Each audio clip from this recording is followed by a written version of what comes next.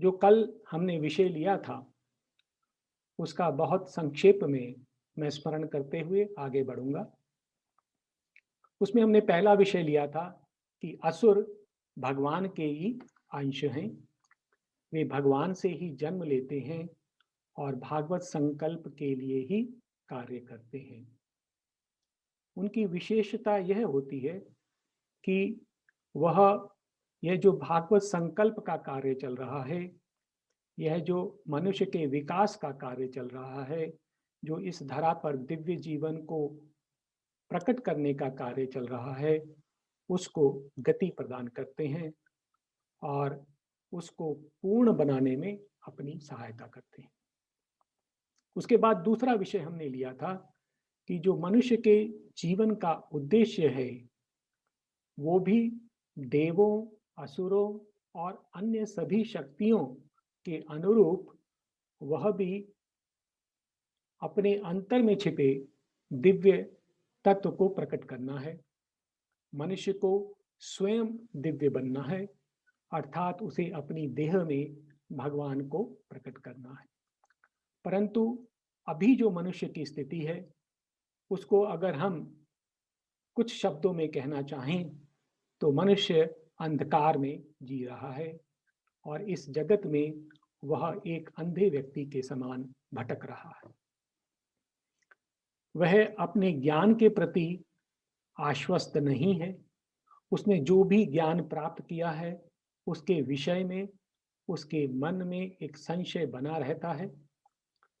वह अपने उद्देश्य के प्रति अनभिज्ञ है, अपनी अमरता के प्रति अनभिज्ञ है और वह अपने महान भविष्य के प्रति भी अनभिज्ञ है।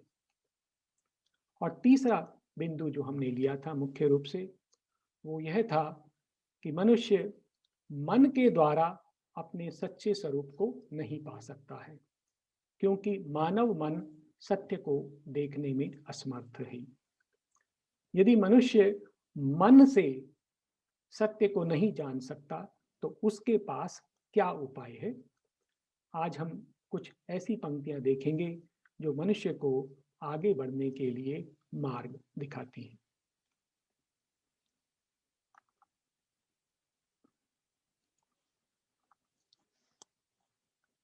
तो हम सत्य को कैसे जान सकते हैं? मनुष्य के प्रकाश पास वो कौन सी शक्ति है जिससे वह सत्य को प्राप्त कर सकता है? ये पंक्तियां हमने कल भी देखी थी, परंतु आज इनको पुनः देख लेते हैं। But all is screened subliminal, mystical. It needs the intuitive heart, the inward turn. It needs the power of a spiritual gauge. अर्थात यह जो जगत का जो सत्य है वो प्रछन्न है, छिपा हुआ है, सबलिमिनल है, वो एक अंतर्स्थित है, गोपित है, मिस्टिकल है, वो रहस्यमयी है। और उसे जानने के लिए हमें सहज ज्ञानी हृदय चाहिए, एक ऐसा हृदय जो इंट्यूशन पर कार्य करता है। हमें एक इनवर्ड टर्न चाहिए, हमें अंतर्मुखी दृष्टि चाहिए। It needs the power of a spiritual gauge. हमें इसको जानने के लिए आत्मा की दृष्टि चाहिए।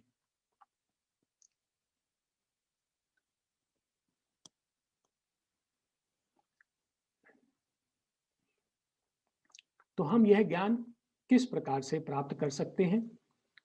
यह जो हमारा मन जो बाहर की ओर देखता है वो सत्य को नहीं जान सकता।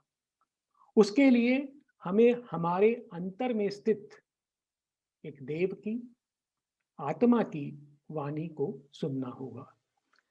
Absorbed in a routine of daily acts, our eyes are fixed on an external scene. अर्थात हम अपने दैनिक कार्यों में व्यस्त रहते हैं और हमारी जो दृष्टि है वो बाह्य दृश्यों पर केंद्रित रहती है। We hear the crash of the wheels of circumstance. हम परिस्थिति के पहियों की गड़गड़ाहट सुनते हैं, and wonder at the hidden cause of things, और घटनाओं के गुह्य कारण पर आश्चर्य करते हैं। अर्थात इस जग में जो कुछ घटित हो रहा है वो हमारे लिए एक आश्चर्य के समान होता है, उस पर हम आश्चर्य करते रहते हैं, चकित होते रहते हैं, और हमें यह नहीं ज्ञात होता कि इसके पीछे कारण क्या है। और फिर श्री अरविंद कहते हैं, yet a foreseeing knowledge might be ours, परंतु फिर भी एक भव्यदर्शी ज्ञान हमारे पास हो सकता है। एक ऐसा ज्ञान जो भविष्य का दर्शन कराए, उसे हम प्राप्त कर सकते हैं। उसके लिए हमें क्या करना होगा? If we could take our spirits stand within, यदि हम अपने अंतर में स्थित, आत्मा में स्थित हो जाएं, तो हम वह ज्ञान प्राप्त कर सकते हैं।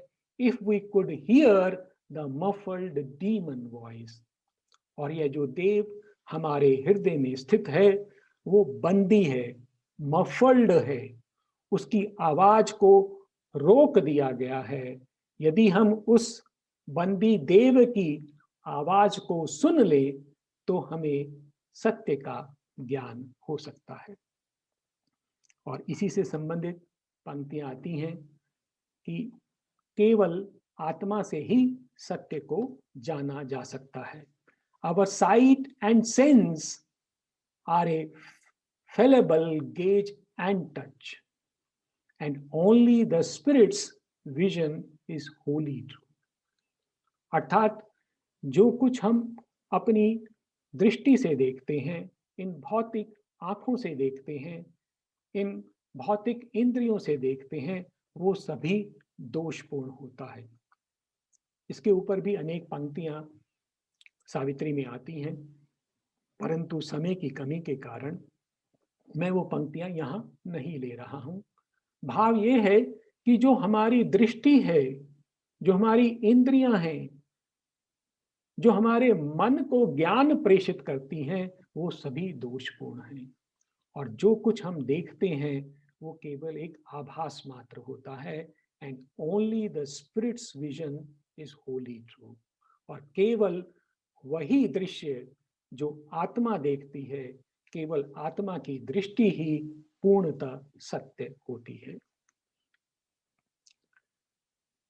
अब यह जो हमारे अंदर एक डीमन स्थित है, जो एक देव स्थित है, वो कौन है, वो हमारे साथ किस प्रकार का संबंध रखता है, उसके विषय में हम देखते हैं कि यह वो शक्ति है जिसको हम नहीं जानते हैं। यह अजन्मा है, अमर है, परंतु यह छिपा हुआ है। Our self and a high stranger whom we feel, यह जो सत्ता है, यह जो हमारी आत्मा है, वो हम स्वयं है, हमारा ही सच्चा स्वरूप है। Our self and a high stranger whom we feel, और हम अनुभव करते हैं कि वो कोई उन्नत और अजनबी सत्ता है। इस प्रकार से हम उसे अनुभव करते हैं। इट इज, वो विद्यमान है, and acts unseen as if it were not, और यह जो सत्ता है यह कार्य करती रहती है परंतु अदृश्य रहती है, और हमें प्रतीत होता है कि वो नहीं है। Our self and a high stranger whom we feel, it is and acts unseen as if it were not. It follows the line of sempiternal birth, और यह शाश्वत जन्म की जो धारा है उसका अनुसरण करती है, अर्थात यह शाश्वत है, अमर है। It follows the line of sempiternal birth, yet seems to perish with its mortal frame. परंतु वो ऐसा प्रतीत होता है कि वो हमारी देह के नष्ट होने के साथ नष्ट हो जाती है। परंतु जैसा हमने अनेकों जगह पढ़ा है, हम जानते हैं, शास्त्रों में लिखा हुआ है कि ये अजन्मा है, अमर है और यह हमारे अंदर विद्यमान है। यही पंक्तियां, इससे जुड़ी पंक्तियां गीता में भी आती हैं, जो आत्मा के विषय में कहती हैं, ना जायते म्रियते वा कदाचित, नायम भूतवा भविता वा न भूया, अजो नित्या शाश्वतो अयम पुराना, नयम हन्यते हन्यमाने शरीरे। अर्थात आत्मा ना तो पैदा होती है, ना ही वह मरती है। वो शाश्वत है, नित्य है, पुरातन है और न हन्यते हन्यमाने शरीरे, और शरीर के समाप्त होने के पश्चात वह, उसका अंत नहीं होता है। तो यह जो सत्ता है या जो देव है, वो हमारे हृदय में स्थित रहता है। और वो किस प्रकार से उसका स्वभाव है, वह प्रच्छन्न है, उदासीन है, इनडिफरेंट है, परंतु वह हमारे जीवन का स्वामी है और हमारे जीवन में जो जो घटनाएं होती हैं उन सब का अनुमंता है। अर्थात हमारे जीवन में ऐसी कोई घटना नहीं हो सकती जिसकी स्वीकृति हमारी आत्मा ना देती हो। A conscious soul in the unconscious world, इस अचित जगत में वो एक सचेतन आत्मा है। और कहां पर स्थित है? Hidden behind our thoughts and hopes and dreams, वो हमारे विचारों, हमारी आशाओं और हमारे स्वप्नों के पीछे छिपी हुई है। एन इनडिफरेंट मास्टर, वो स्वामिनी है, उदासीन है, साइनिंग नेचर्स एक्ट, और जो प्रकृति हमारी सत्ता में कार्य कर रही है उसकी अनुमंता है, उसको सम्मति देती है।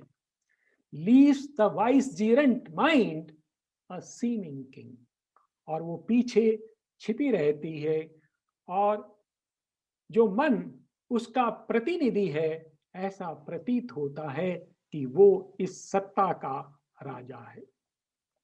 और हम ये जानते हैं कि ये हमारा अनुभव है कि हमारी आत्मा हमें दिखाई नहीं देती, जो कि इस पर शासन करती है हमारे जीवन पर, परंतु हम देखते हैं कि मन हमारे जीवन पर शासन कर रहा है।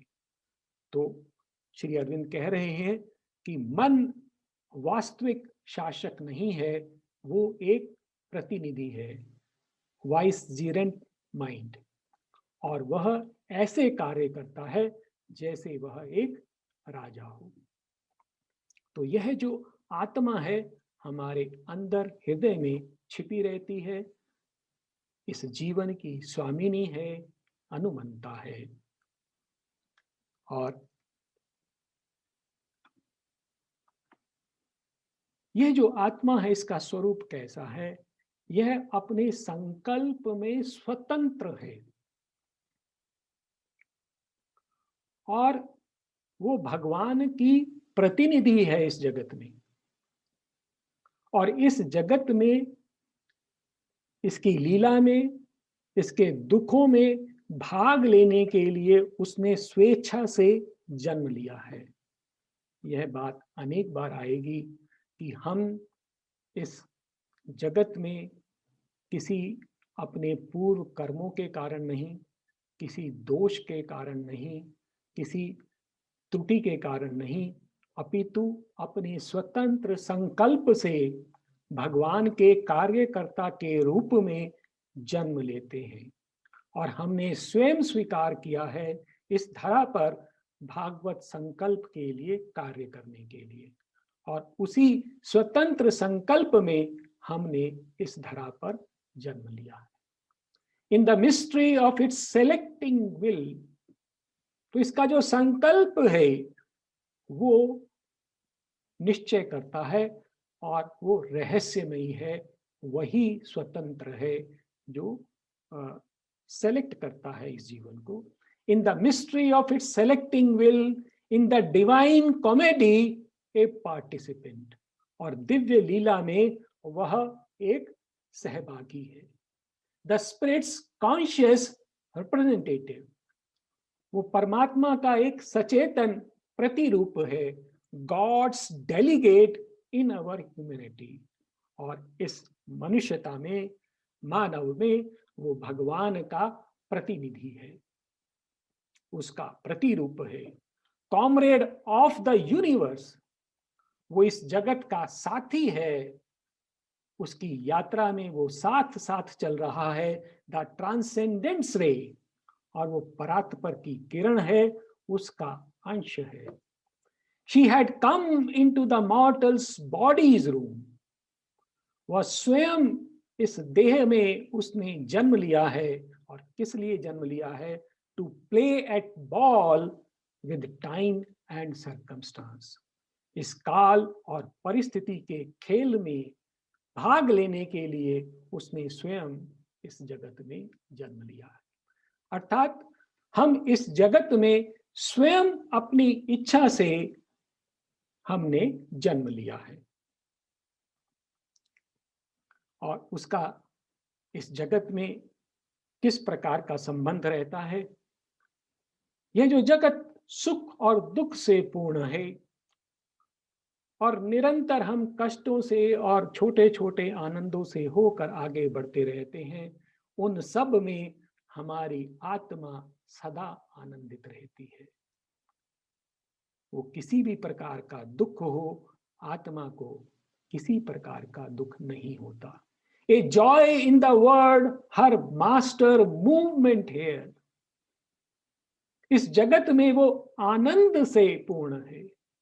The passion of the game lighted her eyes, और यह जो खेल है, इसका जो आवेश है, वो उसके नेत्रों को प्रदीप्त करता है, उसको आनंद देता है।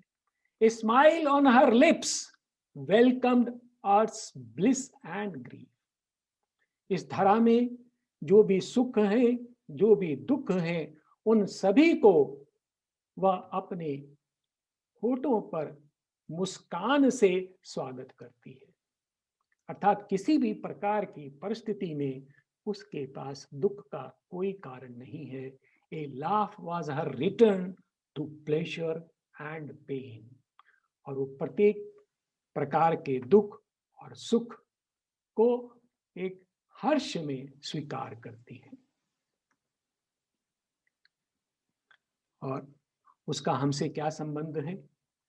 यह जो आत्मा हमारे अंदर स्थित है, यह ना केवल हमारे जीवन का स्रोत है, अपितु इसकी जो यात्रा है उसकी कुंजी है, और वही हमारा लक्ष्य भी है। It is the origin and the master clue, यह हमारा स्रोत है और हमारे जीवन के रहस्यों की दिव्य कुंजी है। It is the origin and the master clue. A silence overhead and inner voice, हमारे शीर्ष के ऊपर स्थित ये नीरवता है, और हृदय में स्थित ये एक वाणी है। A living image seated in the heart, हमारे हृदय में यह एक जीवंत मूर्ति के रूप में स्थित है। An unwalled wideness and a fathomless point, और इसका स्वरूप कैसा है? इसका विस्तार असीम है। अनवॉल्ड वाइडनेस, यद्यपि ये हमारे हृदय के एक कोश में स्थित है, परंतु यह असीम है। एंड ए फैथमलेस पॉइंट, और यह एक ऐसा बिंदु है जिसकी गहराई अथाह है। The truth of all these cryptic shows in space, और इस जगत में घटित होने वाले सभी गूढ़ दृश्यों का यह सत्य है, रहस्य है। The real towards which our striving move, यह वो सत्य है जिसकी ओर हमारा प्रयास, हमारा संघर्ष हमें ले जाता है। The secret grandiose meaning of our lives, ये हमारे जीवन का गुह्य और भव्य अर्थ है। तो इस प्रकार से यह आत्मा का स्वरूप है जो हमारे हृदय में स्थित है, हमारे शीर्ष के ऊपर स्थित है और हमारे जीवन का नियंत्रण, और हमारे जीवन में होने वाली सभी घटनाओं में आनंद का अनुभव करती है। आगे पंक्तियां आएंगी जब हम पीड़ा के बारे में बात करेंगे कि क्यों इन हर प्रकार की परिस्थितियों में क्यों हमारी आत्मा सदा आनंद में रहती है जब हम अनेक प्रकार के कष्टों से दुख भोगते हुए आगे बढ़ते हैं। तो ये विरोधाभास क्यों है, ये आगे की पंक्तियों में आएगा, हम देखेंगे। तो इसके पश्चात हम देखते हैं कि मनुष्य की जो यात्रा चल रही है, मनुष्य अंधकार से प्रकाश की ओर बढ़ रहा है। वो यात्रा क्या है? तो मनुष्य की जो यात्रा है वो क्या है? It is a search for truth. वो सत्य को ढूंढ रहा है, प्रकाश को ढूंढ रहा है, अमरता को ढूंढ रहा है। और दूसरी एक और बात ध्यान देने की है, this journey can not stop till he becomes God. अनेकों बार हमारे सामने यह बात रखी जाती है कि किसी प्रकार से हमें इस जीवन से मुक्ति मिल जाए, हम इसके कष्टों से मुक्त हो जाएं और अपने स्वर्ग लोक में जाकर आराम से विश्राम करें। हम इस जगत के दुखों से बहुत परेशान हो जाते हैं, परंतु ये हमारे मन के भाव हैं। अगर हम सत्य को जानना चाहते हैं कि यह जो हमारी यात्रा है, जन्म जन्मांतर चल रही है, ये तब तक नहीं रुकने वाली तब जब तक कि हम भगवान को नहीं प्राप्त कर लेते। इसलिए ये व्यर्थ है इस प्रकार की कामना करना कि हम इस धरा को छोड़कर मुक्त हो जाएं, क्योंकि हमारे जीवन में जो संकल्प कार्य करता है वो हमारी आत्मा का संकल्प कार्य करता है, हमारे अहम का संकल्प कार्य नहीं करता है। और इसलिए जन्म जन्मों तक ये यात्रा चलती रहेगी जब तक कि उस आत्मा का संकल्प पूरा नहीं हो जाएगा, जब तक हम अपने हृदय में स्थित भगवान को नहीं पालेंगे। तो देखें ये पंक्तियां मनुष्य के जीवन की यात्रा के बारे में है। Night is not our beginning nor our end. हम अंधकार से उत्पन्न नहीं हुए हैं, वह हमारा आरंभ नहीं है और वही हमारा अंत भी नहीं है। She is the dark mother in whose womb we have hid, safe from too swift a waking to world pain. ये जो अंधकार हमें दिखाई देता है, ये अंधकार रूपी माता, उसके गर्भ में हम छिप गए हैं। We have hid safe, क्योंकि वहां हमें सुरक्षा मिलती है। किससे? From too swift awaking to world pain. इस जगत में बहुत शीघ्र आगे बढ़ने से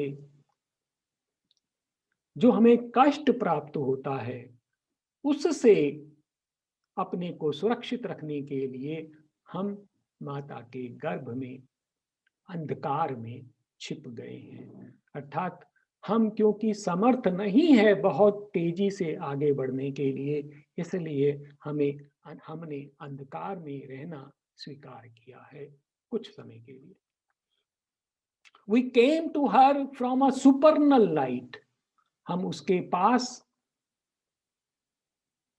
उस दिव्य प्रकाश से आए हैं। By light we live. वही प्रकाश हमारा जीवन है, वही हमें आगे ले जाता है। And to the light we go, और वही भगवान के प्रकाश की ओर, उस प्रकाश में सत्ता की ओर हम आगे बढ़ते हैं। और ये पंक्तियां आती हैं कि मनुष्य का जो यात्रा है वो किस प्रकार की है, बहुत कम शब्दों में कह दिया है। His is a search of darkness for the light of mortal life for immortality। तो मनुष्य का जो जीवन है वो अंधकार से प्रकाश की ओर जा रहा है और मृत्यु से अमरता की ओर जा रहा है। और यही भाव बृहदारण्यक उपनिषद में भी आते हैं। असतो मा सद्गमय तमसो मा ज्योतिर्गमय मृत्युर्मा अमृतम गमय। और फिर ये पंक्तियां जिनका मैं संदर्भ दे रहा था कि यह जो यात्रा है यह कभी समाप्त नहीं हो सकती। कब तक? जब तक हम दिव्य नहीं हो जाते। वस्तुतः यह यात्रा तो उसके पश्चात भी चलती रहती है, क्योंकि जब हम अपनी आत्मा को प्राप्त कर लेते हैं तब हमारे मन से यह प्रश्न समाप्त हो जाता है कि हमें जीना है या नहीं जीना है। यह जो प्रश्न है ये मन का प्रश्न है, क्योंकि आत्मा तो स्वयं स्वतंत्र है, उसको इससे कोई अंतर नहीं पड़ता कि वो जग में है या जग से बाहर है। And never can the mighty traveller rest. और ये जो महान यात्री है कभी भी विश्राम नहीं कर सकता। And never can the mystic voyage seize.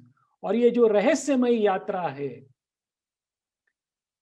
यह कोई दुर्घटना नहीं है, यह जो यात्रा है एक रहस्यमय यात्रा है और यह समाप्त नहीं हो सकती। कब तक नहीं समाप्त हो सकती? Till the nation dusk is lifted from man soul. जब तक मनुष्य की आत्मा के ऊपर पड़ा हुआ अज्ञान का अंधकार वो दूर नहीं हो जाता, तब तक यह यात्रा समाप्त नहीं हो सकती। And the morns of God have overtaken his night. और जब तक भागवत प्रकाश मनुष्य के अंधकार को दूर नहीं कर देता तब तक यह यात्रा समाप्त नहीं हो सकती।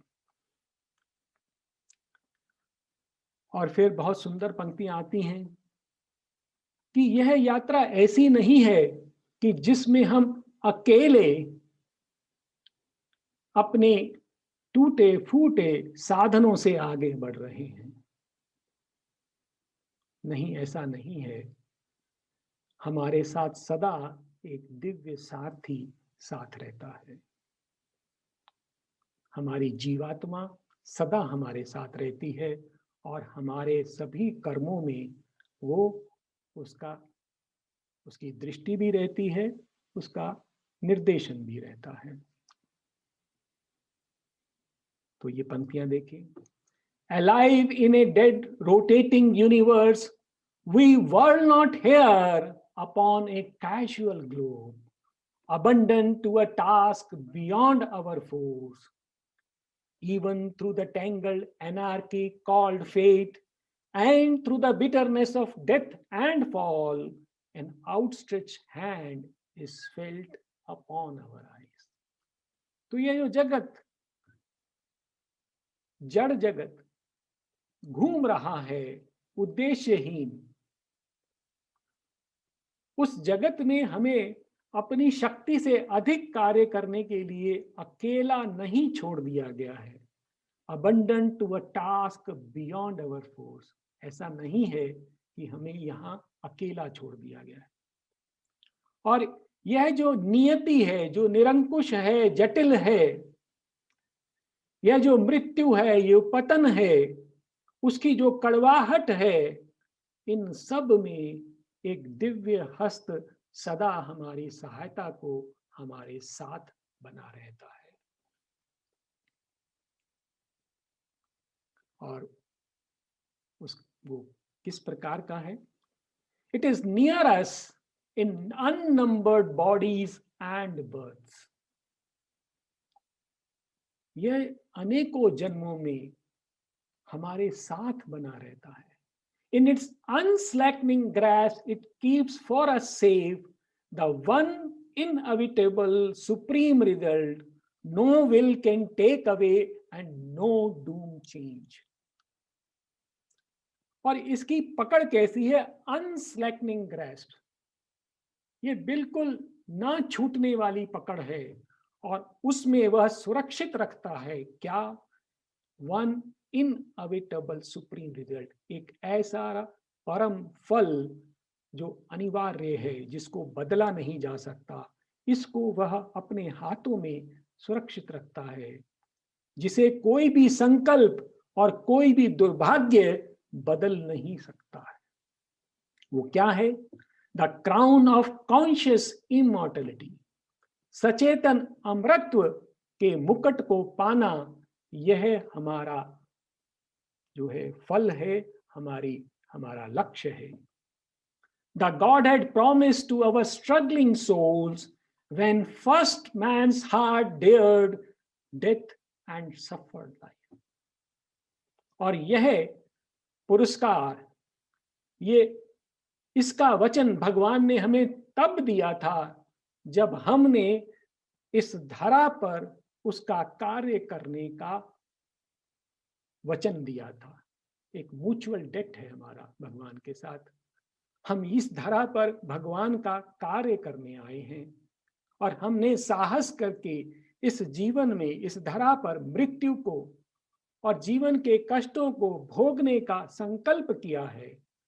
और उसके प्रत्युत्तर में भगवान ने हमें एक आश्वासन दिया है कि अंततः तुम्हें मैं अमरता का मुकुट प्रदान करूंगा। The crown of conscious immortality the God had promised to our struggling souls when first man's heart dared death and suffered life. तो जब हमने प्रथम बार इस जीवन को स्वीकार किया, हम स्वतंत्र थे इस धरा पर आने के लिए। हमने स्वीकार किया कि हम, हे भगवान, तेरा कार्य करने के लिए हम इस जगत में जाएंगे, इसके अंधकार को, इसके कष्टों को हम सहेंगे। और भगवान ने उसके प्रत्युत्तर में हमें विश्वास दिलाया है, वचन दिया है कि हम तुम्हें अमृत प्रदान करेंगे। तो यह सदा हमारे साथ बना रहता है। फिर ये पंक्ति देखिए कि ये जो हमारा जीवन है उसका स्वामी कौन है? वो जो दिव्य सारथी है वही हमारे जीवन को ले जा रहा है। हम भ्रम में हैं कि हम अपना जीवन स्वयं आगे बढ़ा रहे हैं, परंतु वो जो हमारा दिव्य सारथी है, जो हमारे जीवन को अपने रथ में, और या यूं कहूं मैं कि अपनी गोद में लिए हुए आगे ले जा रहा है, वो किस प्रकार का है? वो पंक्तियां देखें। One who has shaped this world is ever its Lord. जिस सत्ता ने इस जगत का निर्माण किया है वही इसका ईश्वर है।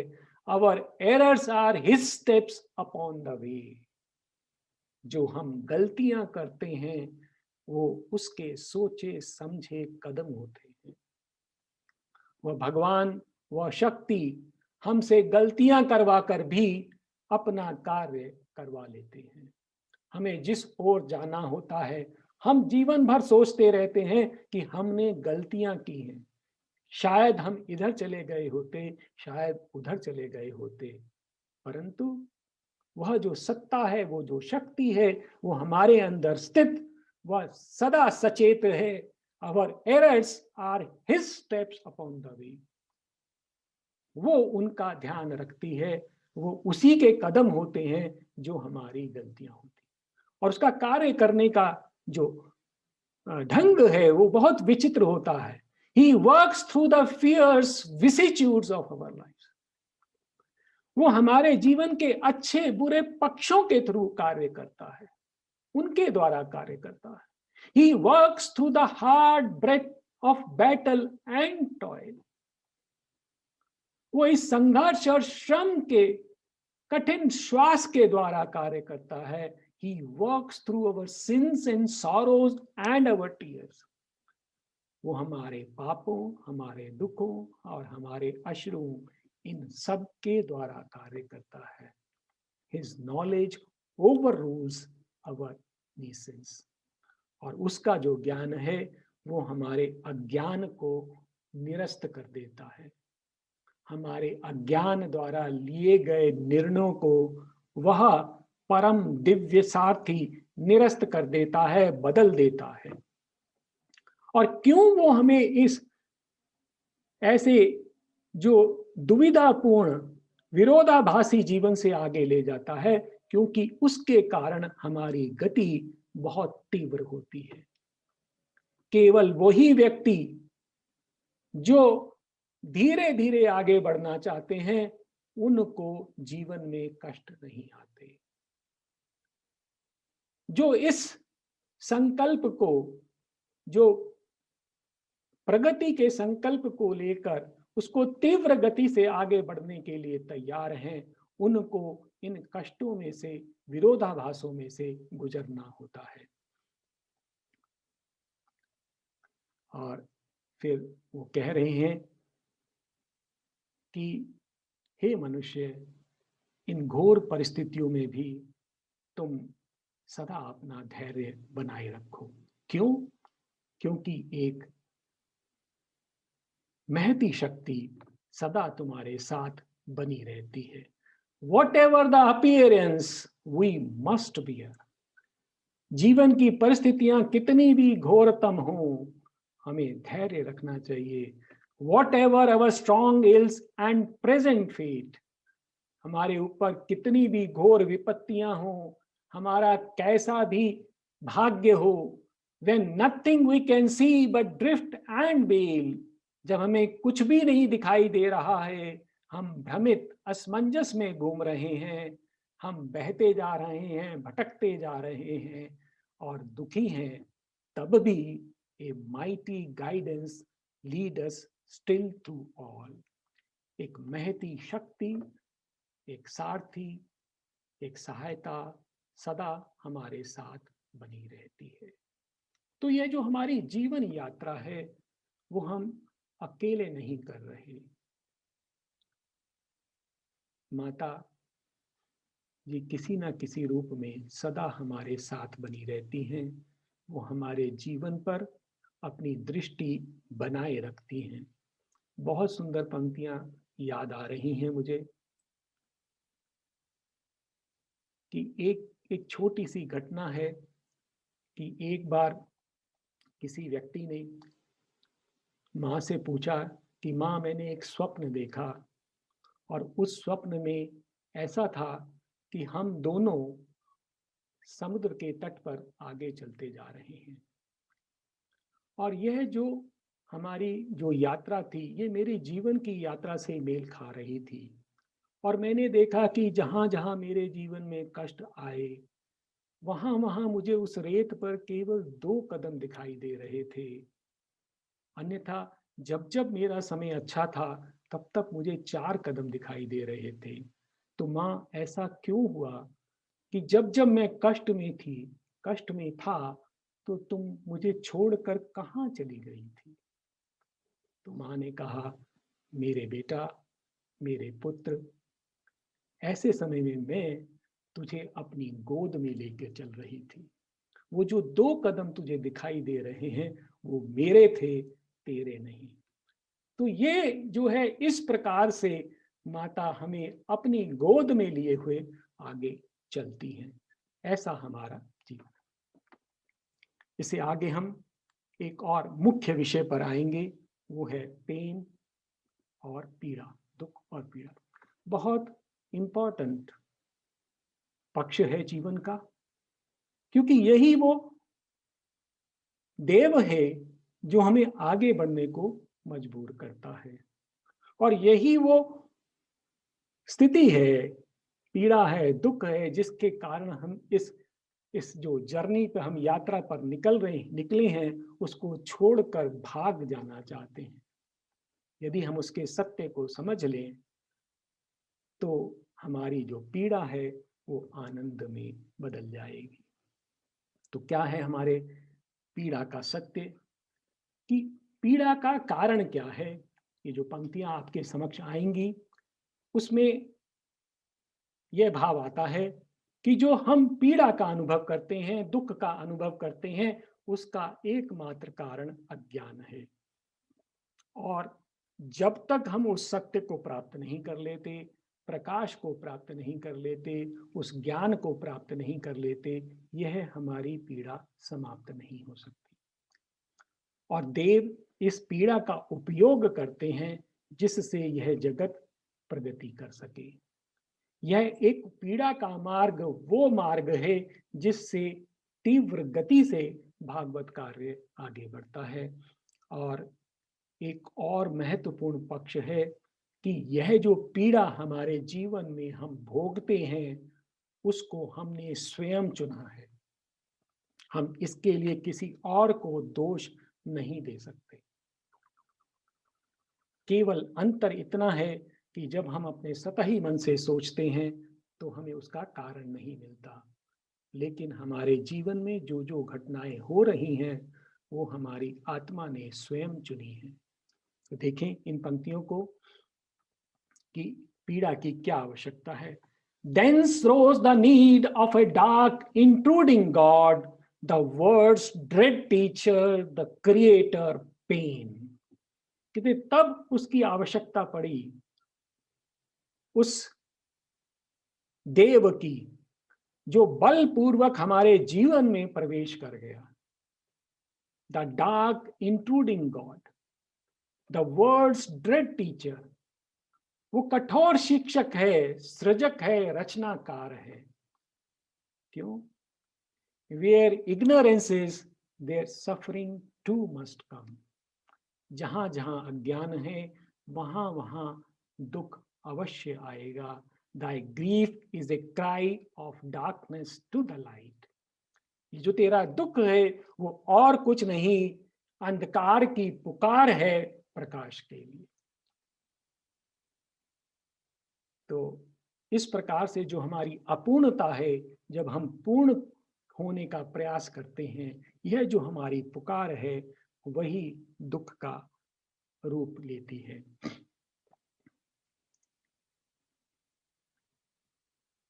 फिर हमारे दुख का कारण क्या है कि हमारे हृदय में एक दिव्य ज्योति बंद है और हम उसको निकलने नहीं दे रहे हैं।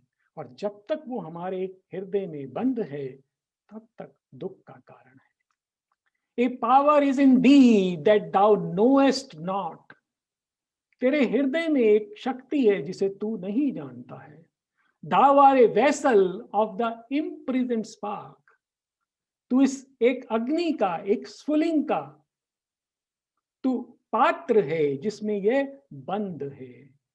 It seeks relief. यह स्वतंत्र होना चाहती है फ्रॉम टाइम्स एनवेलपमेंट। यह जो काल का जो आवरण है, जो बंधन है, उससे यह मुक्त होना चाहती है। And while thou shuttest it in, और जब तक तूने इसे अपने अंदर बंद कर रखा है, द seal is pain. यह जो तूने उसके ऊपर बंधन लगा रखा है वही पीड़ा का कारण है।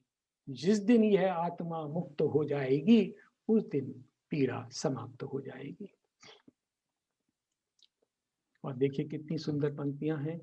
Pain is the signature of the ignorance, attesting the secret God denied by life. यह जो हमारा जीवन है वो उस गुह्य देव को अस्वीकार करता है, उसे प्रकट नहीं होने देता है। और पीड़ा क्या है? उस अज्ञान का सिग्नेचर है, उसका हस्ताक्षर है जो ये सत्यापित करती है, जो हमसे कहती है बार बार कि तेरे हृदय में एक देव छिपा हुआ है। Pain is the signature of the ignorance, attesting the secret God denied by life until life finds him. जब तक यह जीवन उसको नहीं ढूंढ लेता, उस देव को नहीं ढूंढ लेता, pain can never end, pain समाप्त नहीं हो सकती। पेन की आवश्यकता क्यों पड़ी? क्योंकि पेन के कारण ही यह जगत आगे बढ़ा है। Pain plot the first hard ground of the world drowse. यह जब जगत निद्रा में था, ऊंघ रहा था, उस समय पीड़ा ने सबसे पहले इसके कठोर धरातल पर हल चलाया।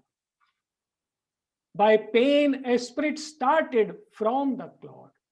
एक मिट्टी के ढेले से जो आत्मा आगे बढ़ी, जो जीवन आगे बढ़ा, वो उसका कारण भी पेन था. By pain, life stirred in the subliminal deep.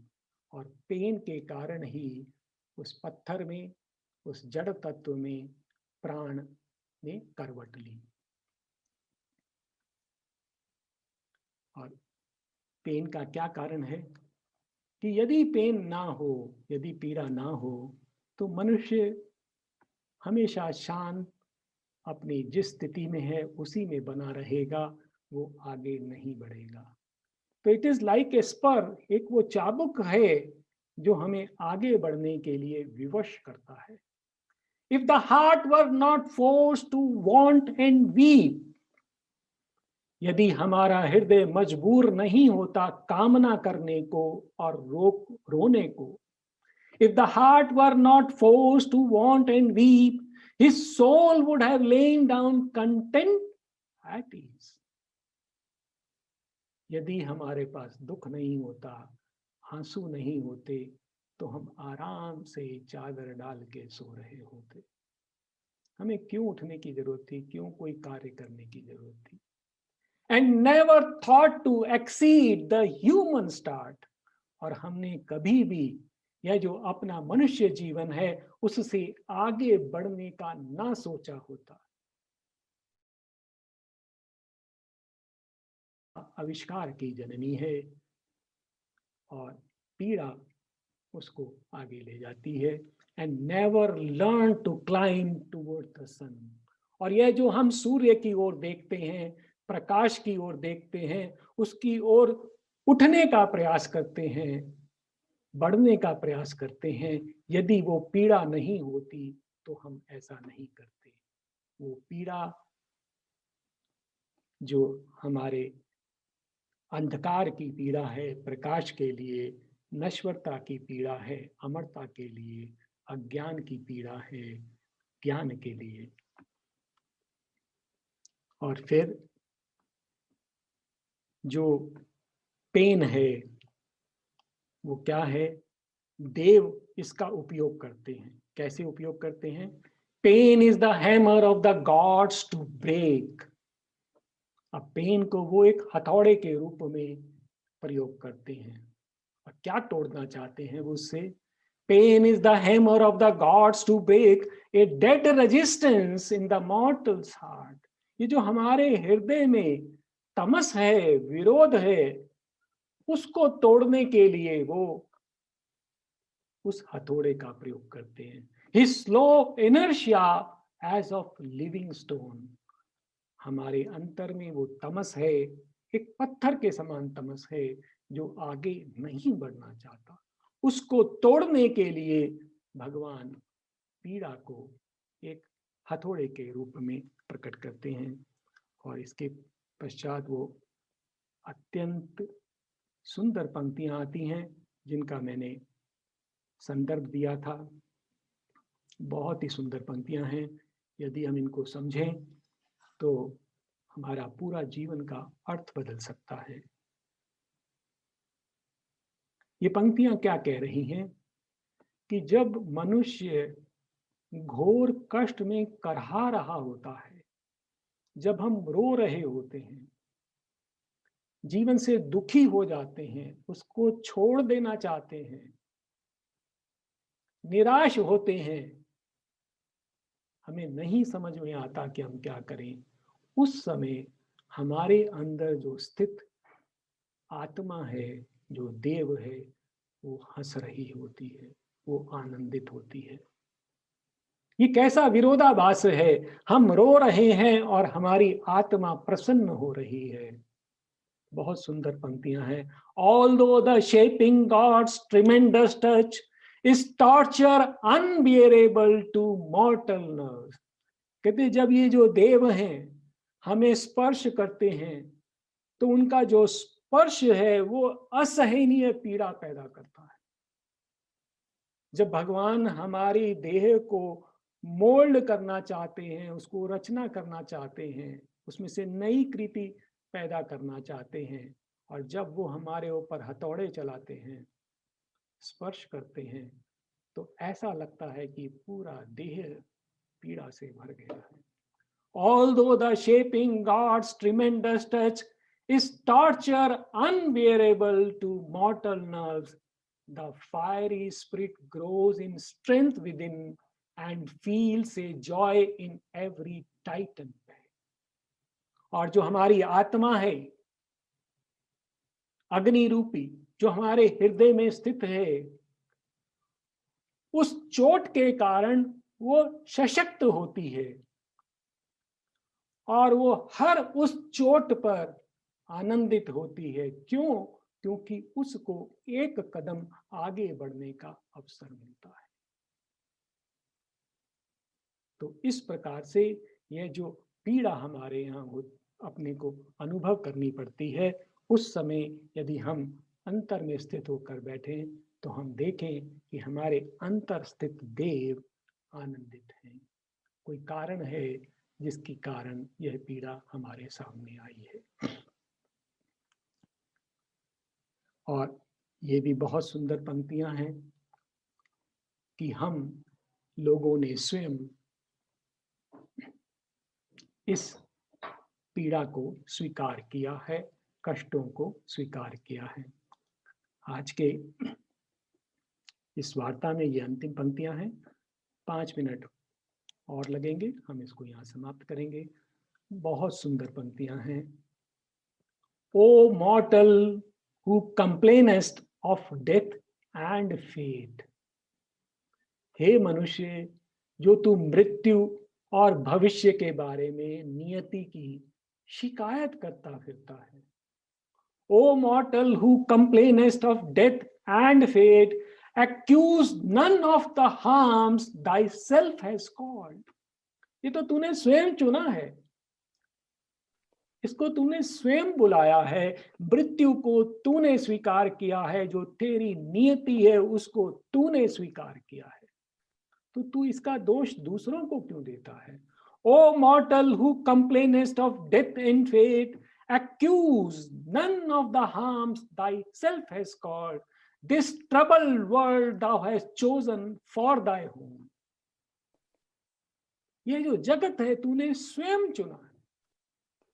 जब भगवान ने तेरी सम्मति चाही कि कौन है जो जाकर इस धरा पर मेरा कार्य करे, तो तूने हाथ खड़ा किया, तूने ये स्वीकार किया कि हे भगवान, इस धरा पर जाकर मैं तेरा कार्य करूंगा।